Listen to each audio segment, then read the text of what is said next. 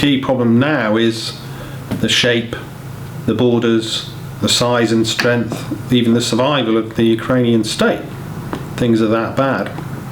Obviously militarily, in terms of the territory that they do or don't control, whether a very precarious ceasefire lasts or not, whether the fighting restarts. It could restart on either side. There are some Ukrainians who think they could make gains if they restarted the fighting, not just the Russians. And the economy is collapsing. Sadly, a lot of this is deliberate. It's the result of Russian pressure to prevent, really, Ukraine going back to the original challenge, which was to reform a very corrupt post-Soviet state.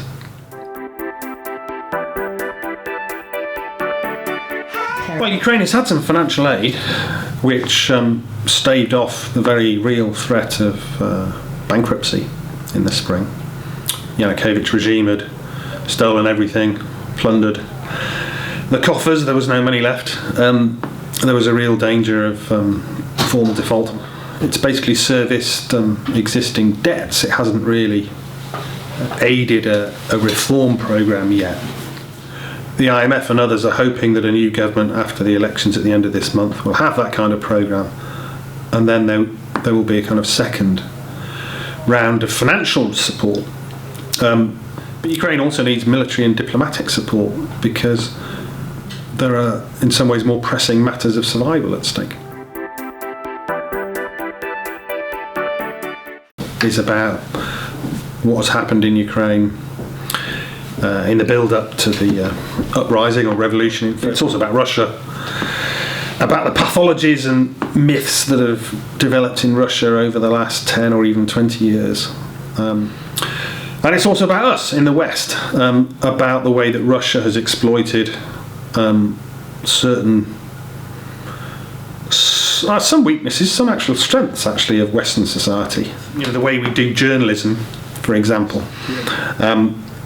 But we're in some ways too even-handed. We're always giving equal weight to equal points of view. And that's what Russia today exploits by sort of inserting one version of events. I finished writing on the 5th of September, just before the NATO summit in Cardiff, Wales. But it was really striking how out of that summit emerged something resembling a plan of action for Islamic State. But we haven't done anything similar for Ukraine, which is part of Europe, not just the edge of Europe. It's currently the border of Europe and European values, and if we don't hold that border, Europe is in trouble collectively.